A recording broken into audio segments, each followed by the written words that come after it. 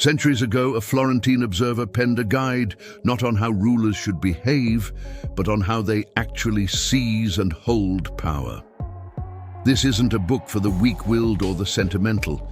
It's a stark, unadorned dissection of dominion, so raw, so acutely precise, that its very existence has been a hushed secret, whispered among the powerful for over 500 years. What I am about to unveil are 7 brutal laws, meticulously extracted directly from his seminal work, The Prince. Laws that have consistently forged history's most indomitable leaders, individuals who became truly immune to challenge. Consider the prevailing wisdom on leadership. Be virtuous, earn affection, strive for universal fairness. These are comforting narratives, often propagated to ensure social harmony. But the real arena of influence, the unforgiving landscape of absolute authority and unyielding loyalty, operates on principles that most would rather not confront. These are not academic conjectures. They are the unvarnished truths that distinguish the commanders from the commanded. And the chilling reality is, these very laws are in active deployment today, with unnerving efficacy across corporate boardrooms, within political machinations, and even amidst your personal relationships, wielded by those who seek ascendancy. Allow me to introduce Niccolò Machiavelli, the Renaissance scholar whose profound insight lay not in crafting new moral precepts, but in dissecting the conventional facade of morality to lay bare the intrinsic mechanics of human ambition. He did not issue sermons, he merely illuminated. His chronicles detail the ascent of princes who, driven by an acute pragmatism and a deliberate detachment from traditional ethics, attained what others only aspired to: lasting power. And once you perceive these governing principles, that perception is indelible. Your entire comprehension of command, statesmanship, and human psychology will irrevocably transform. They will elucidate why certain individuals consistently attain high ground, while others perpetually remain in subordinate roles, perpetually reactive, never truly initiating. Reflect for a moment on figures who appear to effortlessly navigate every crisis, emerging fortified from adversity, commanding an almost unsettling devotion. Their success is not merely a byproduct of fortune or superior intellect.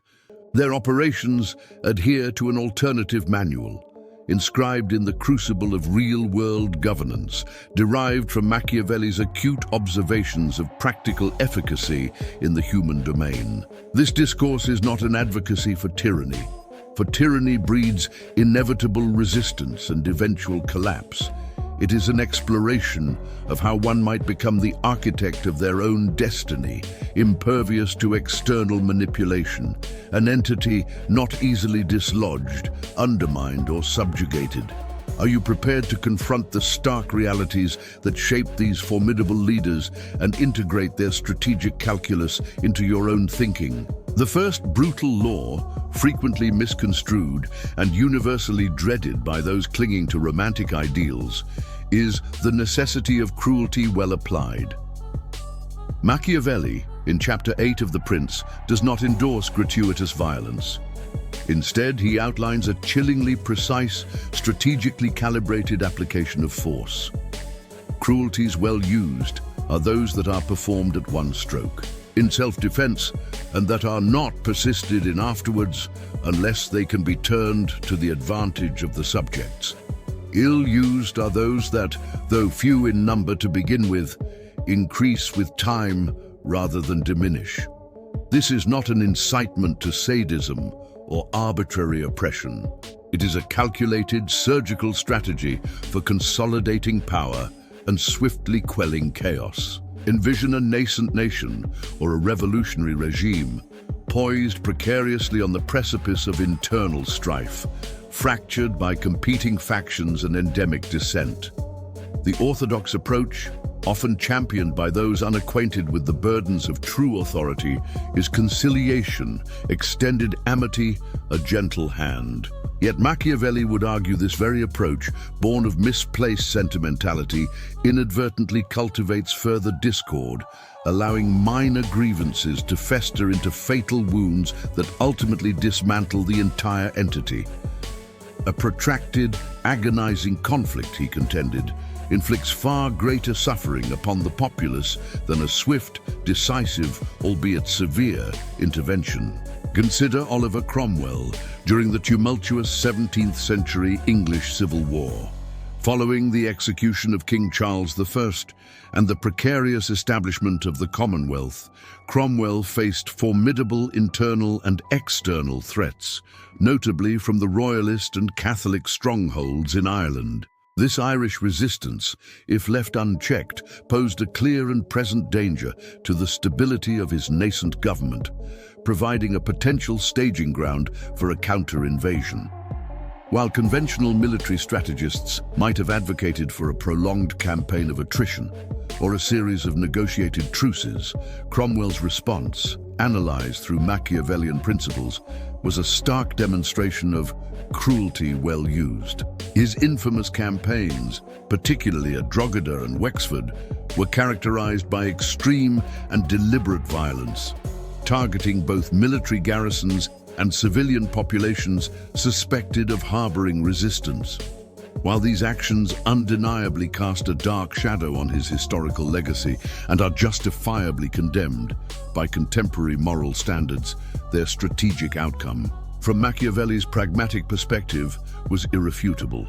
Organized Irish resistance as a military threat to the Commonwealth was quelled with astonishing rapidity and finality.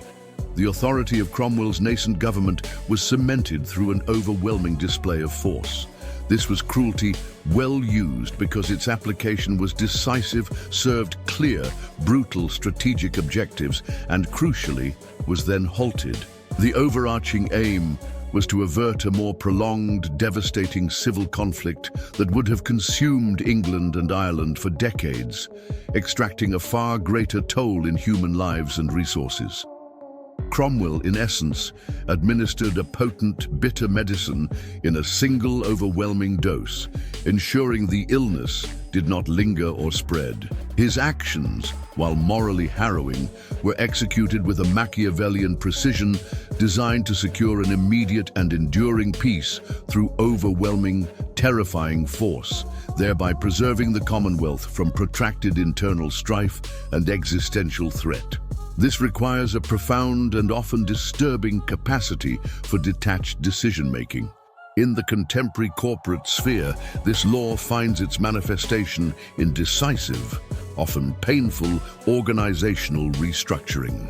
Imagine a visionary CEO assuming leadership of a large corporation that is hemorrhaging resources, steadily losing market share, and riddled with systemic inefficiencies, perhaps even facing imminent insolvency.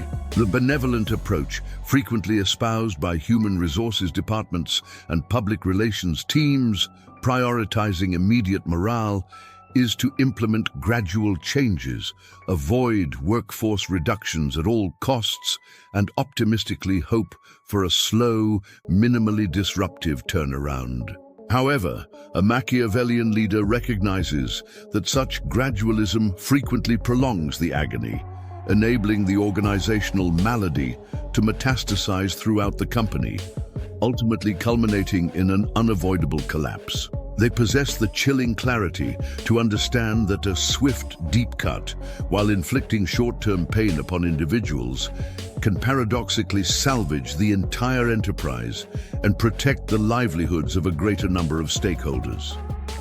This might entail immediate, substantial workforce reductions, the abrupt and unapologetic divestment of unprofitable divisions, or a sudden, ruthless centralization of power and decision-making authority.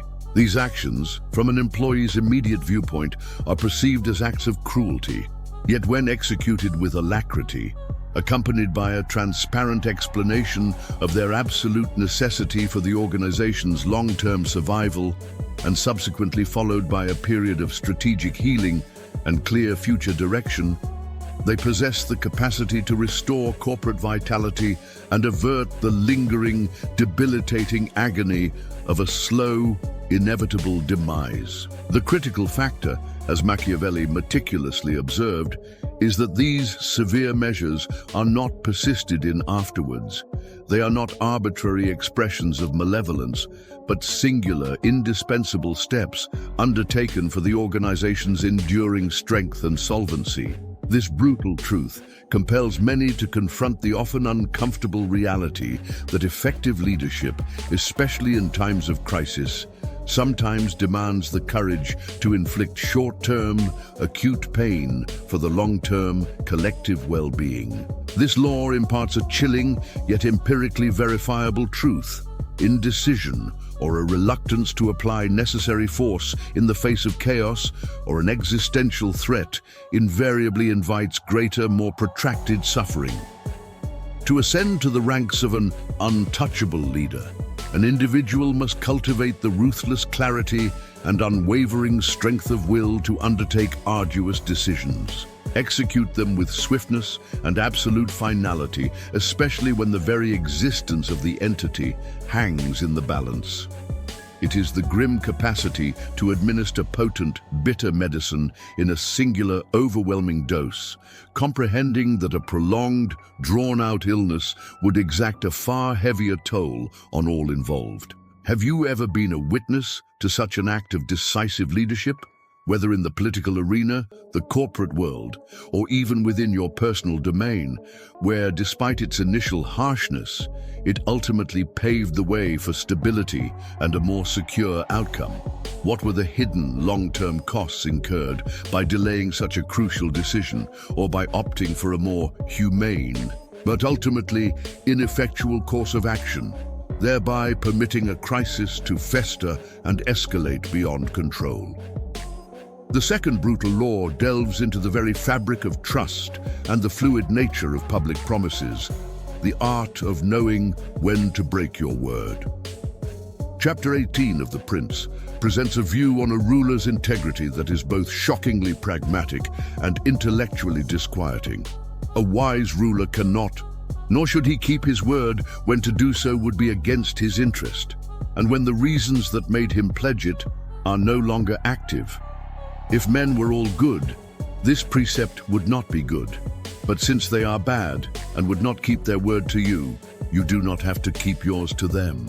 This is not a casual endorsement of dishonesty or capricious betrayal, nor is it an invitation to deceit for deceit's sake. It is fundamentally a stark recognition that the brutal world of power operates on a different moral calculus than individual ethics one, where the supreme imperatives of survival, strategic advantage, and the long-term well-being of the state often decisively override sentimentality or rigid dogmatic adherence to past commitments. Most individuals are conditioned to believe their word is an unbreakable bond, a sacred commitment that must be honored above all else, often irrespective of the consequences. They function under the assumption that unwavering consistency and absolute predictability cultivate a reputation that invariably serves them in the grand scheme. However, Machiavelli, with his characteristic ruthless realism, illuminates that in the relentless, unforgiving game of power, a rigid, unwavering adherence to a promise can transmute into a fatal vulnerability. This occurs particularly if such adherence serves an outdated reality, or more critically, if it primarily benefits an opponent who harbors no such compunctions. The truly shrewd leader, therefore, is not shackled by words uttered in a historical context that has since vanished, but is instead guided by the dynamic, ever-shifting necessities of the present and the inexorable demands of the future. They comprehend that a promise at its core is a tactical instrument supremely valuable when it facilitates a strategic objective, but ultimately expendable, to be discarded without remorse when it transforms into a liability or when the fundamental conditions under which it was originally made have irrevocably and dramatically altered.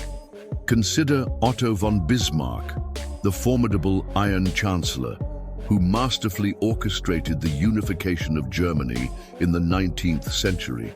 His diplomatic genius was a tour de force in this very art. He would meticulously forge alliances, offer compelling promises of support, and enter into solemn treaties, only to, with calculated precision, break them, abruptly reshuffle allegiances, and even audaciously manufacture conflicts when such actions perfectly served his ultimate, singular and unwavering goal, the creation of a unified German state under Prussian dominance. He famously pledged neutrality to Austria in one geopolitical context, then, with a chilling lack of sentiment, formed an alliance against them with Italy in another, a move that directly precipitated the Austro-Prussian War of 1866. Similarly, he promised territorial concessions to France in exchange for their neutrality during his wars of unification, only to famously and unapologetically renege on those promises after decisive Prussian victories, a betrayal that directly ignited the Franco-Prussian War of 1870. His contemporaries, both allies and adversaries, frequently perceived him as a cynical, ruthless opportunist, a grand master of deception, and a cold practitioner of realpolitik, whose diplomatic word was, by conventional standards, utterly unreliable. Yet Bismarck's methods, however ethically dubious, were undeniably effective. He achieved his monumental objectives. Each broken promise, each meticulously executed diplomatic deception was never an act of personal malice or a random expression of inherent untrustworthiness. Instead, each maneuver was a precisely calculated step towards a grand strategic end, the forging of a powerful, cohesive German empire, a geopolitical entity he was absolutely convinced was essential for the long-term security and prosperity of his people. He possessed the profound understanding that rigid, dogmatic loyalty to a past commitment, however noble in isolation, was utterly insignificant when juxtaposed with unwavering loyalty to the ultimate overarching objective of the state. For Bismarck, a promise that had outlived its utility was merely a tool in the vast arsenal of statecraft, to be discarded without remorse when its efficacy expired or when the underlying conditions that necessitated the pledge underwent a fundamental transformation. He famously articulated his philosophy with the dictum, "Politics is the art of the possible," a phrase that starkly implies that achieving what is possible often demands a pragmatic flexibility with one's word, even if it entails appearing to flagrantly contradict previous commitments for the sake of higher strategic aims. In the contemporary business arena, this brutal law manifests itself in strategic pivots, abrupt market exits, or contentious renegotiations that appear to dismiss prior agreements, frequently astonishing competitors, employees, or partners. A corporation, for instance, might have entered into a long-term contract based on specific prevailing market conditions, anticipated technological advancements, or stable raw material prices. However, these foundational assumptions might rapidly and unpredictably shift due to a global economic downturn, the sudden emergence of a disruptive technology, or a profound change in the regulatory landscape. The ethical approach, from a purely legalistic or sentimental viewpoint, might dictate honoring the original terms, even if such adherence means spiraling into financial insolvency or forfeiting a critical competitive advantage. But a Machiavellian executive possesses the cold realism to understand that rigid doctrinaire adherence to an outdated agreement is not merely illogical. It is often an act of corporate suicide. Such a leader would, with dispassionate resolve, swiftly renegotiate or even unilaterally breach the terms. This action would not stem from personal vindictiveness, but from the brutal recognition that the foundational assumptions underpinning the original pledge have dramatically and irrevocably dissolved. This pragmatic calculus prioritizes the immediate survival and future strength of the enterprise above a sentimental attachment to past commitments. This is the very logic that underpins aggressive hostile takeovers, ruthless asset stripping, and rapid market exits when prevailing conditions no longer serve the initial strategic purpose. The paramount objective is to secure the organization's enduring future, even if it necessitates sacrificing established relationships or a reputation for short-term consistency. This law compels us to confront a chilling and often uncomfortable truth.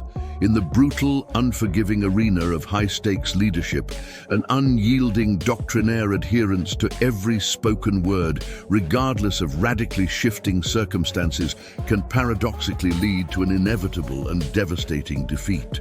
The untouchable leader is characterized by their profound understanding that their ultimate allegiance belongs to the future, to the inexorable demands of the state, and to the overarching mission, not to the fading echoes of past promises that no longer serve that supreme purpose. They are consummate masters of adapting their diplomatic posture and their public pronouncements to the prevailing strategic winds, not out of mere caprice or instability, but out of a profound and calculated strategic necessity.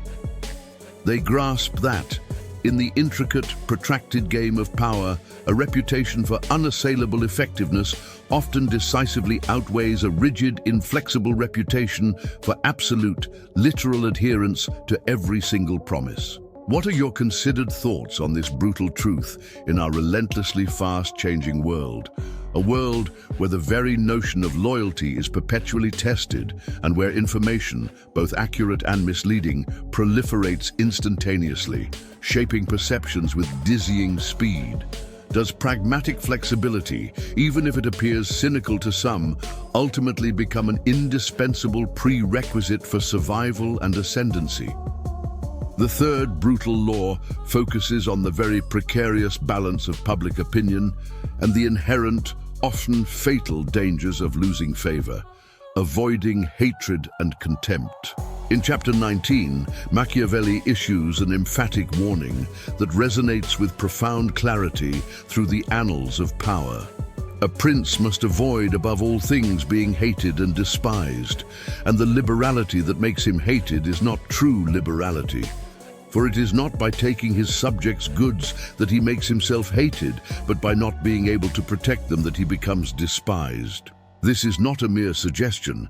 It is a fundamental, non-negotiable constraint on any form of enduring power, a critical Achilles heel for leaders who in their hubris believe absolute authority somehow negates the perennial need for at least a degree of popular approval, or more accurately, the absence of popular disapproval. The common misconception, particularly prevalent among those newly ascended to power or those who attain it through sheer unbridled force, is that a leader, once firmly ensconced in authority, can act with absolute impunity, arrogantly disregarding the sentiments of the populace entirely. Machiavelli, with his characteristic ruthless pragmatism, fundamentally disabuses this dangerous notion.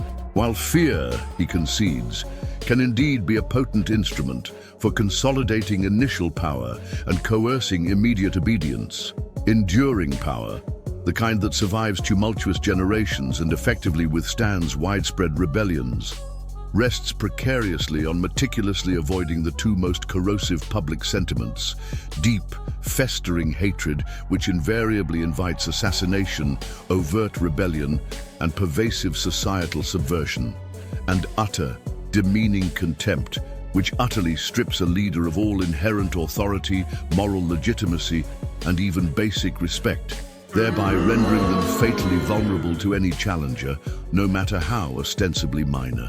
A leader who is genuinely despised, Machiavelli understood, is a leader with no true, sustainable base of power, irrespective of the vastness of their material resources or the size of their armies.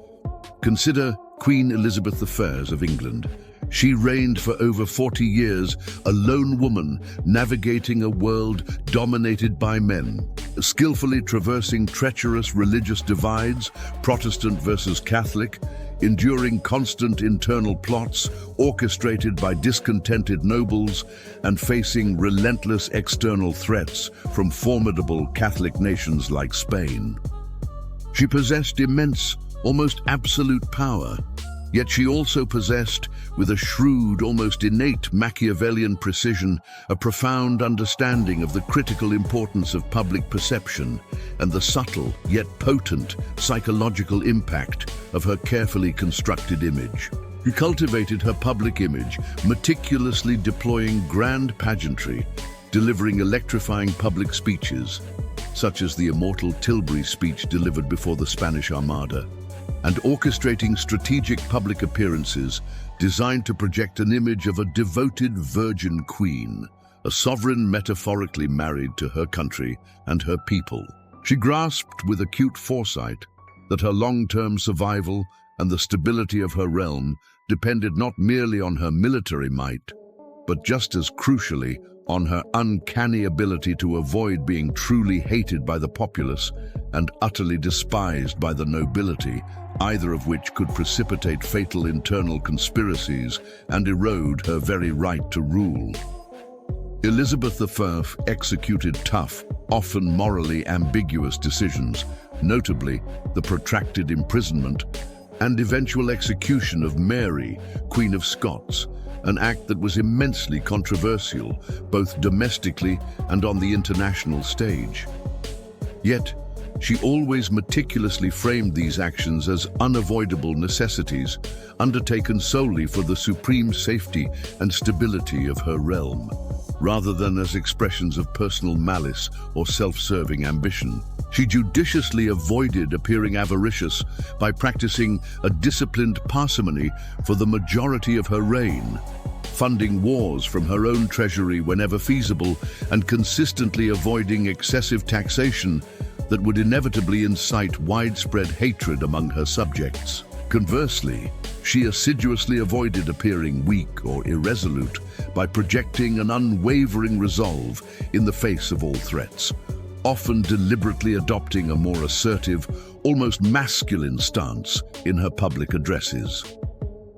Her public image, therefore, was not merely a facade, but a meticulously constructed fortress, meticulously engineered to protect her against the twin perils of hatred and contempt, thereby securing her protracted reign against numerous plots and invasions that would undoubtedly have toppled a less astute monarch. She understood with chilling clarity that a leader who is genuinely hated risks immediate, violent, open rebellion, whereas one who is truly despised risks a more insidious, silent, and ultimately corrosive erosion of loyalty that inevitably culminates in their overthrow. Her enduring genius lay in her capacity to make her people feel actively protected and genuinely proud of her leadership, rather than feeling exploited or neglected. In modern leadership, whether in politics, philanthropy, or corporate governance, this third brutal law is absolutely central to sophisticated crisis management and the relentless pursuit of brand loyalty. Imagine a large multinational corporation confronting the existential threat of a devastating product recall triggered by a safety defect, a crisis that threatens to obliterate its hard-won reputation and market share. The logical, or purely legalistic response, frequently advocated by risk-averse corporate lawyers, might involve downplaying the issue's severity, artfully deflecting blame, subtly shifting responsibility to third-party suppliers, or offering only minimal legally mandated compensation to affected consumers in a narrow attempt to protect the immediate financial bottom line. However, a Machiavellian leader possessing a far more profound and cynical understanding of public psychology instantly grasps that this myopic approach invariably risks widespread public hatred and, far more catastrophically, utter contempt sentiments that can inflict irreparable permanent damage upon brand equity and lead to market irrelevance. Instead, such a leader would, with calculated urgency, immediately assume full responsibility, offering genuinely generous, perhaps even ostentatiously over-the-top compensation to affected parties. Simultaneously, they would visibly implement comprehensive, sweeping internal reforms, even if these measures are financially painful in the immediate term. The paramount objective is not to be universally liked in the transient sense of popularity, nor to be perceived as merely charitable, but to meticulously and assiduously avoid being hated or despised, thereby safeguarding the brand's long-term survival and ensuring its continued market dominance. This proactive, transparent absorption of blame, coupled with a visible, unequivocal commitment to rectification, functions as a psychological antidote, preventing the lingering corrosive effects of public scorn and preserving the leaders and the company's legitimacy and ability to operate effectively. They grasp that public perception, once indelibly stained by contempt, is almost impossible to fully restore, sealing a leader's fate. This law serves as a chilling and perennial reminder that even the most formidable figures of power cannot operate in an absolute vacuum, entirely impervious to the collective will and intricate sentiments of the people they govern, lead, or serve. The archetype of the untouchable leader is someone who masterfully navigates the treacherous tightrope of sustaining authority through necessary displays of strength, while simultaneously and meticulously circumventing the perilous pitfalls of widespread public hatred and pervasive contempt. They possess the profound, often uncomfortable understanding that while fear can effectively deter immediate overt defiance, a deep-seated hatred can ignite spontaneous, widespread rebellion, and utter contempt, more insidiously, can subtly dissolve all legitimate authority, inevitably culminating in a catastrophic erosion of true power. How do you, in your astute observation, perceive contemporary leaders applying this third brutal law, especially amidst the relentless scrutiny of the digital age, an era characterized by instant public backlash and the virulent spread of social media-driven outrage, where meticulously cultivated reputations can be catastrophically shattered overnight? The fourth brutal law delves into the inherent, often overlooked, strategic folly of relying on external forces for core capabilities, the danger of mercenaries and auxiliaries. Machiavelli, in Chapter 12 of The Prince, issues an almost absolute and unequivocal declaration, a pronouncement that serves as an ironclad cornerstone of his pragmatic political philosophy. The chief foundations of all states, new as well as old or composite, are good laws and good arms. And you cannot have good laws where you have not good arms, and where you have good arms it must needs be that you have good laws. He then proceeds to dissect, with a chilling and brutal clarity, precisely why mercenary and auxiliary forces are useless and dangerous. And if anyone supports his state by the arms of mercenaries, he will never stand firm or safe. This maxim represents a fundamental and timeless truth for any entity striving to establish and maintain enduring power, whether it manifests as a sovereign state, a burgeoning corporation, a transformative social movement, or even the carefully curated personal brand of an individual. Never, under any circumstances, place your fundamental reliance upon external forces or capabilities whose primary allegiance inherently lies elsewhere. A prince's, or by extension a leader's, true and unassailable strength emanates solely from their own arms, a comprehensive term encompassing their own fully controlled resources, their own unswervingly loyal personnel, and their own proprietary critical core capabilities that are entirely and directly under their command. An over-reliance on external parties, however initially convenient or seemingly cost-effective in the short term, inevitably introduces profound, often latent, vulnerabilities. These vulnerabilities will, with chilling predictability, be ruthlessly exploited when external loyalties become strained or more catastrophically, when an unforeseen crisis inevitably erupts. This precarious borrowed strength, Machiavelli warns, fundamentally creates a dependency that can and ultimately will be weaponized against you, turning your supposed allies into potential adversaries. Consider George Washington during the harrowing crucible of the American Revolutionary War. He confronted overwhelming odds, pitted against the meticulously trained British regular army and the formidable Hessian mercenaries, formidable professional soldiers hired by the British Crown.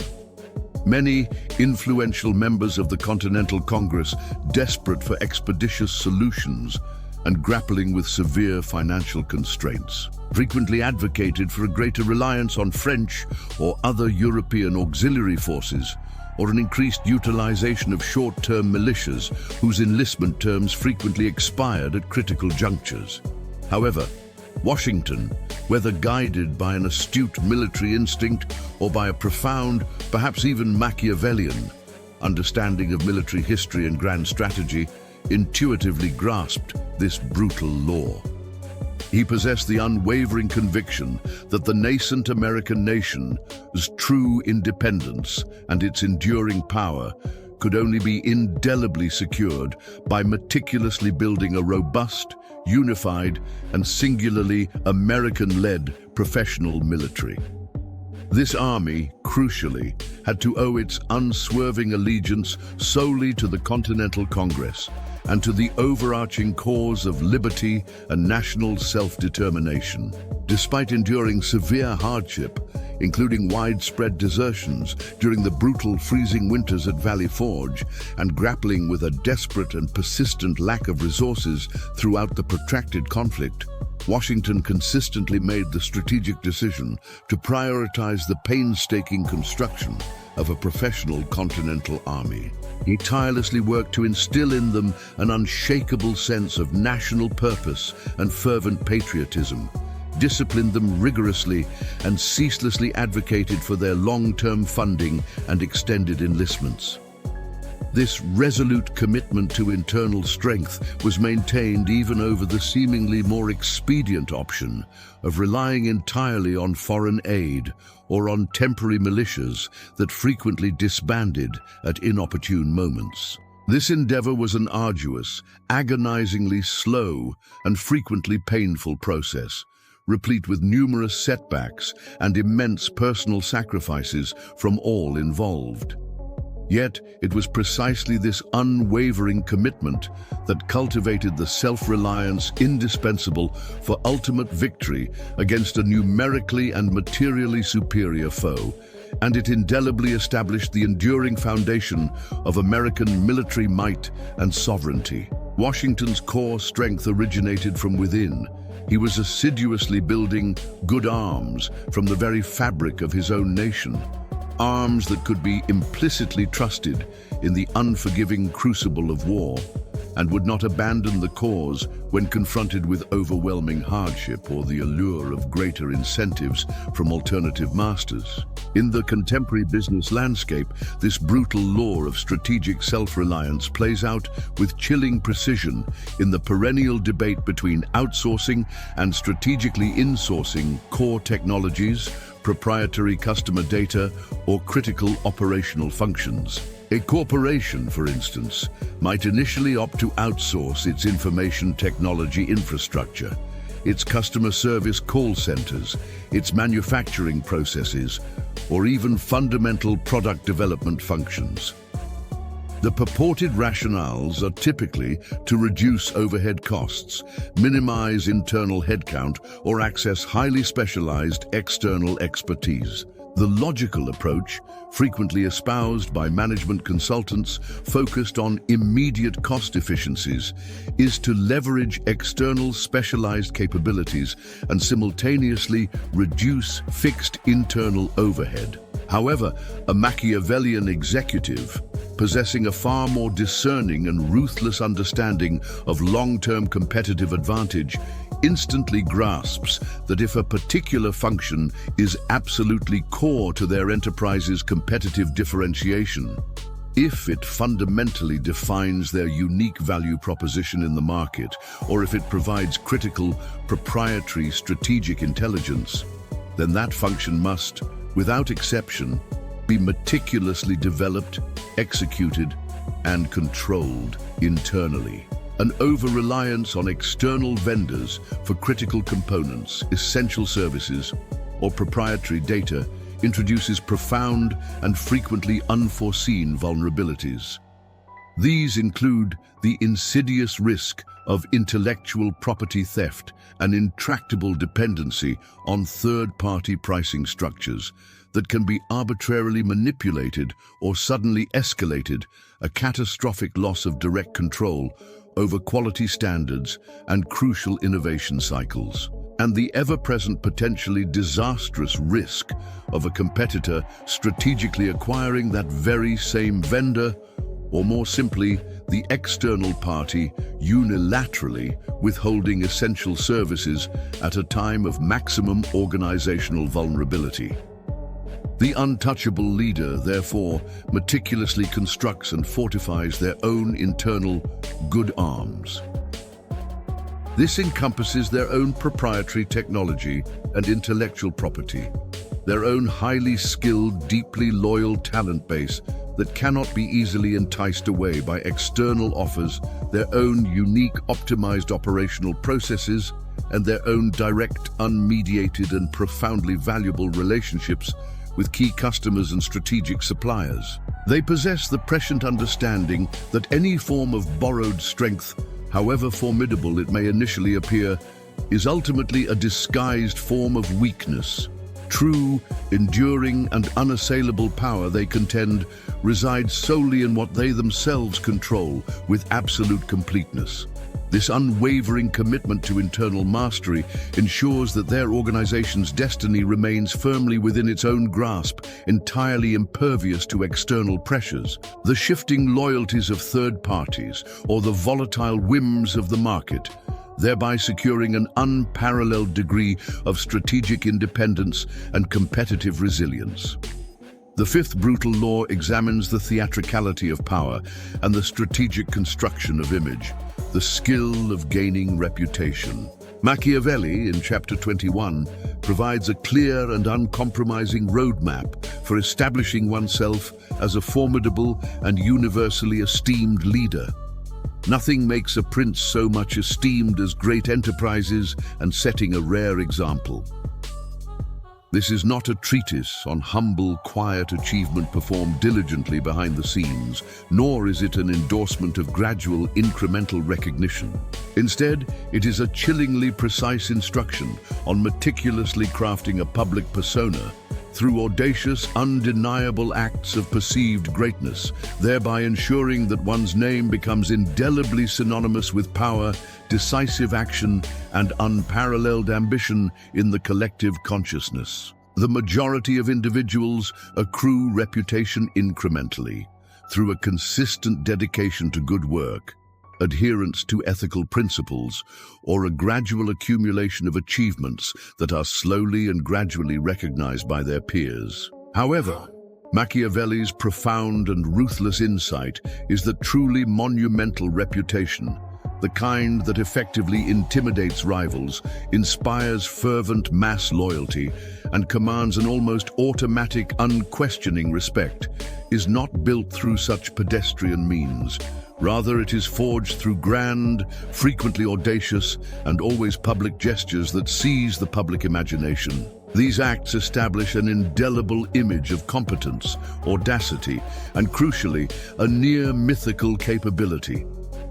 The ultimate objective is to meticulously create a living legend, a larger-than-life figure whose very name instantaneously evokes specific, potent associations of power, inevitability, and whose perceived capabilities transcend all ordinary human limits. Consider Alexander the Great. His monumental reputation as the greatest conqueror in human history was not solely predicated on his numerous battlefield victories, impressive though they were, and often achieved with brilliant tactical acumen. His legend was meticulously constructed upon the sheer scale of his unbridled ambitions to conquer the entire known world, to avenge the ancient Persian invasion of Greece, to indelibly spread Hellenic culture across vast new territories. It was also built upon the astonishing speed and the terrifying decisiveness of his conquests, frequently waged against forces that vastly outnumbered his own. He did not merely defeat armies, he systematically annihilated entire empires.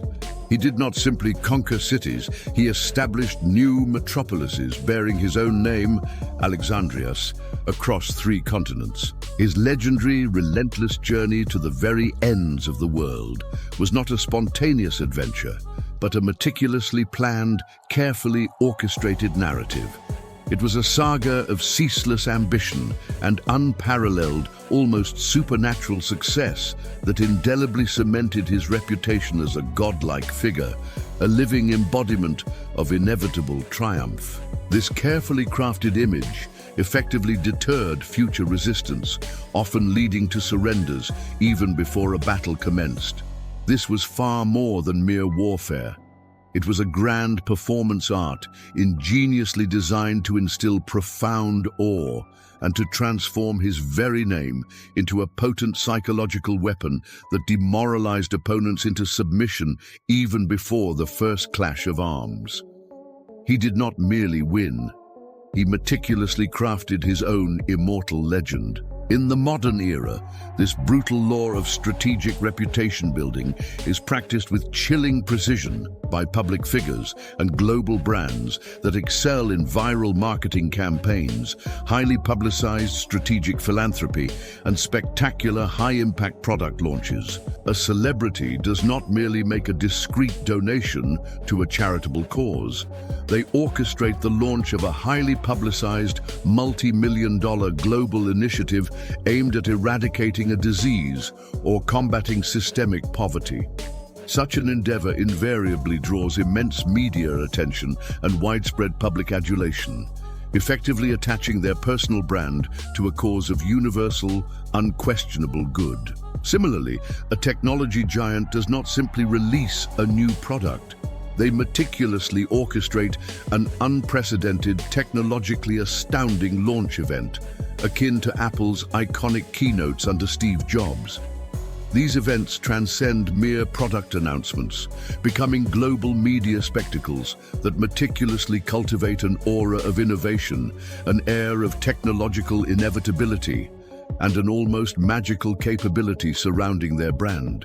These are not mere business activities. They are great enterprises, meticulously designed not just for their immediate functional or economic impact, but more fundamentally for their indelible contribution to the leaders or the brand's enduring reputation. The overarching objective is to meticulously create and sustain a narrative of ceaseless achievement and unparalleled excellence, thereby transforming the leader into an almost superhuman and utterly untouchable figure, one whose influence becomes impossible to ignore or effectively challenge. Their actions serve as a rare example that redefines the very boundaries of what is perceived as achievable and possible in their respective domains. The 6th brutal law delves into the shrewd, often counterintuitive management of resources, particularly financial assets, and its often overlooked connection to public sentiment, the prudence of parsimony. In Chapter 16, Machiavelli advances a controversial yet profoundly pragmatic argument that directly challenges the conventional wisdom regarding generosity. A prince should make no account of being called liberal if he is not able to consume so much in his expenditures that he is not obliged to burden his subjects and in the end become hated. For it is by taking his subjects' goods that he makes himself hated, and this happens more often than not. The prevailing understanding, deeply embedded in popular leadership narratives and frequently extolled in public discourse, posits that lavish generosity is the most direct path to securing public loyalty and affection. However, Machiavelli, with his characteristic incisive realism, ruthlessly dismantles this comforting illusion. True generosity, he contends, the kind that cultivates enduring loyalty and assiduously avoids widespread resentment, must originate solely from one's own existing secure wealth, or from external, truly non-burdensome sources. To be perceived as overly liberal or excessively generous, if such beneficence subsequently necessitates burdensome taxation, the imposition of increased prices, the implementation of reduced wages, or the painful execution of cutbacks in vital public services will, Machiavelli warns, ultimately and catastrophically backfire. Such actions inevitably lead directly to both profound public contempt and deep-seated simmering hatred. Any initial goodwill garnered by apparent generosity rapidly evaporates, supplanted by an entrenched resentment for the imposed burden, frequently transforming initial gratitude into lasting animosity and irrevocably undermining the leader's long-term legitimacy and popular support. Consider Louis XIV of France, often pejoratively nicknamed the Universal Spider, for his intricate, cunning, and often deceptive political maneuvers in the 15th century. He was renowned for his personal parsimony, deliberately dressing in plain, often worn clothes, and eschewing the extravagant displays that characterized his royal predecessors and contemporary European monarchs. His nobility, accustomed to royal largesse and grand, opulent tournaments, often openly mocked his frugality and perceived lack of royal grandeur, viewing it as unbecoming of a king. However, this rigorous parsimony was far from a mere personal quirk. It was, in fact, a deeply calculated strategic choice, a fundamental component of his pragmatic governance. This disciplined fiscal approach allowed him to meticulously accumulate a vast royal treasury. This amassed wealth he then shrewdly and strategically deployed to systematically build up his own professional military forces, effectively bribe rival nobles and foreign powers into submission or cooperation, and systematically acquire new territories, all achieved without the need to impose oppressive or widely unpopular taxes on his common people. While his more extravagant predecessors frequently confronted widespread popular revolts incited by fiscal oppression, Louis XV systematically consolidated royal power, significantly expanded his kingdom's territorial reach, and largely succeeded in avoiding widespread popular discontent precisely because his populace was not unduly burdened by his governance. His unwavering frugality was thus transformed into a potent strategic weapon, assiduously maintaining his legitimacy and expertly circumventing both public hatred and contempt, thereby securing his protracted and highly effective reign.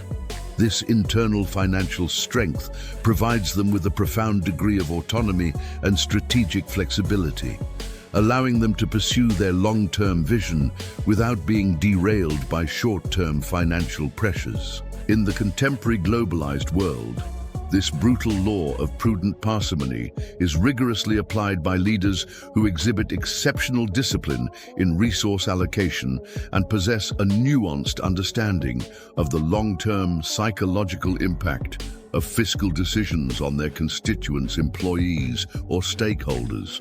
A visionary CEO, particularly during a company's critical growth phase, might resolutely implement strict cost controls, prioritize sustainable long-term growth over immediate profit distribution, and even judiciously limit lavish perks for executives, even if these austerity measures initially elicit disfavor among employees aspiring for higher wages or lavish corporate displays. The overarching objective is not to arbitrarily hoard wealth, but to diligently ensure the long-term solvency, operational independence, and inherent resilience of the corporate entity. This strategic parsimony empowers the leader to proactively circumvent future dependencies on external financiers, effectively withstand severe economic downturns, and steadfastly maintain the organizational freedom to act decisively unburdened by external financial pressures or the volatile demands of public opinion for unsustainable spending. This deliberate cultivation of internal financial strength renders such leaders untouchable in their capacity to navigate turbulent economic climates or to finance ambitious future endeavors without succumbing to external pressures, precisely because they are not perceived as unjustly burdening those they lead or serve.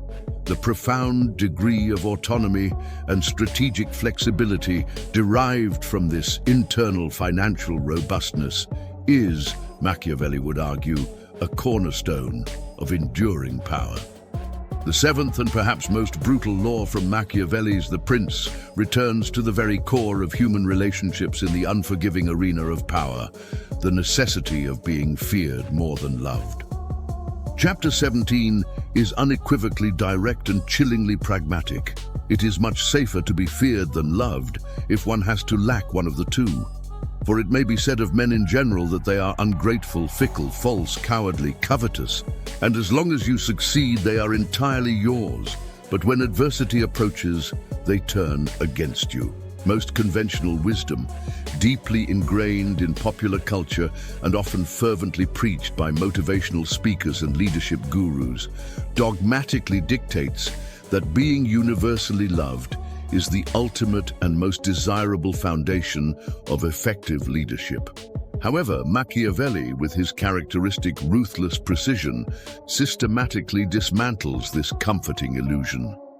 Love, he meticulously argues, is an inherently fragile and ephemeral bond. It is, by its very nature, fickle, inherently dependent on the transient goodwill and subjective will of others, effortlessly broken by self-interest, and, most critically, it rapidly evaporates the precise moment adversity strikes, or a more appealing alternative emerges. Fear, conversely, is an infinitely more reliable, unwavering, and enduring bond, fundamentally rooted in the deep-seated visceral apprehension of punishment. Consequently, he concludes, it represents a far more secure and unassailable foundation for establishing and maintaining absolute authority. Consider Genghis Khan, who, in the 13th century, did not merely establish, but forged the largest contiguous land empire in the entirety of human history. He did not achieve this monumental feat by cultivating an image of benevolence or by being universally loved. Instead, he systematically and meticulously cultivated an overwhelming reputation for merciless might, terrifying efficiency, and unyielding resolve. His Mongol armies were, by all accounts, exceptionally swift, impeccably disciplined, and tactically brilliant. But his true, most devastatingly potent weapon was the pervasive terror he methodically inspired. Tales of his absolute ruthlessness, frequently exaggerated by his own agents for psychological effect and by terrified, awe-struck populations, invariably preceded his advancing armies. This deliberate cultivation of dread often led to entire cities surrendering without a single battle, and vast populations fleeing in panic disarray, even before his forces arrived. The fear he so profoundly instilled was not accidental. It became a self-enforcing mechanism. People learned to fear defying him more viscerally than they feared his actual physical presence on the battlefield or the prospect of fighting against his legions. This was not random, arbitrary cruelty. It was a precisely strategic application of terror, meticulously designed to systematically minimize resistance, preempt rebellions, and efficiently maintain control across vast, diverse territories with minimal ongoing military effort. He did not merely win battles, he masterfully crafted the art of being feared without being hated, a subtle distinction crucial to his long-term success. He achieved this by making his application of cruelty swift, decisive, and directly unequivocally tied to any act of resistance or betrayal. He ensured that his reputation for absolute, unwavering consequence became a psychological deterrent more formidable and pervasive than any physical army. In contemporary leadership, this brutal law finds its application in establishing unequivocally clear boundaries and enforcing rigorously consistent consequences. A manager who is universally liked for their leniency, yet consistently fails to enforce established rules or hold individuals accountable for their performance, will Machiavelli would contend inevitably discover their team becoming unproductive, undisciplined, and openly disrespectful, thereby fatally undermining their own inherent authority. A Machiavellian manager, while certainly not aiming for personal hatred or unpopularity, meticulously ensures that their decisions, regardless of how unpopular or inherently difficult they may be, are invariably respected and rigorously followed. They implement clear, consistent, and predictable consequences for underperformance, blatant insubordination, or ethical breaches, not out of personal malice or vindictiveness, but from a profound and pragmatic understanding that a failure to do so fundamentally erodes all legitimate authority and invariably precipitates chaos and systemic dysfunction. The overarching objective is to be perceived as formidable, impeccably consistent, and unequivocally capable of decisive action. These are the very qualities that consistently inspire not just respect, but also, crucially, a necessary degree of apprehension or fear. This precisely calculated balance renders such a leader untouchable in their capacity to command compliance, maintain order, and ensure the efficient functioning of their domain, precisely because their authority is fundamentally rooted in an unshakable understanding of predictable consequences and their unwavering enforcement. They cultivate an environment where adherence to established standards and directives is maintained not through fleeting affection or popularity, but through an unwavering, consistent expectation of accountability, thereby securing a profound degree of organizational reliability and effectiveness. These 7 brutal laws, meticulously extracted from the raw, unfiltered observations of Niccolo Machiavelli, illuminate a stark and often profoundly uncomfortable truth about the intrinsic nature of leadership. They systematically shatter comforting illusions and compel us to confront the pragmatic, often morally ambiguous, realities of power as it truly operates in the human domain. From the chillingly calculated application of necessary cruelty to the cold, dispassionate calculus of when to strategically breach one's word. From the meticulous avoidance of pervasive public hatred and debilitating contempt to the cultivation of absolute unwavering self-reliance. From the deliberate projection of an image of unparalleled greatness to the disciplined, often austere management of all resources. And from the cultivation of respect through a precise balance of authority and a certain degree of apprehension rather than through fleeting affection. These are the timeless, immutable principles that have with chilling consistency forged history's most unyielding and crucially untouchable leaders. The central question is not whether these laws align with conventional morality. Machiavelli himself in chapter 15 directly and unflinchingly addressed this very point. Many have dreamed up republics and principalities which have never in truth been known to exist. The gulf between how one should live and how one does live is so wide that a man who neglects what is actually done for what should be done will rather bring about his own ruin than his preservation. He possessed no abstract concern for morality in its theoretical sense. His singular focus was on the empirical effectiveness of actions in the real, often brutal world. The profound question posed to you is whether you possess the courage and intellectual honesty to look beyond comforting illusions and genuinely comprehend the true, unvarnished mechanics of power as they empirically exist, not as they are romantically wished to be. Because Whether you consciously choose to apply them or not, these 7 brutal laws are perpetually and relentlessly being utilized by those who seek to control, influence, and ultimately dominate their respective spheres. They represent the hidden, often insidious mechanisms that perpetually delineate those who genuinely rule from those who are, by default, perpetually ruled. And once you apprehend them, once you grasp their relentless operation in the world, that knowledge is indelible. It will fundamentally and irrevocably alter your understanding of leadership, the intrinsic nature of humanity, and your own capacity to navigate the unforgiving arena of power. This profound knowledge is now undeniably yours. What monumental action will you choose to undertake with it? Tell me in the comments below. Which of these 7 brutal laws do you find most unsettling, and which do you believe is most powerfully and pervasively applied in today's complex world? Subscribe to this channel for more incisive insights that will fundamentally challenge everything you presume to know about influence and the acquisition of power. The era of naive, sentimental leadership is irrevocably over.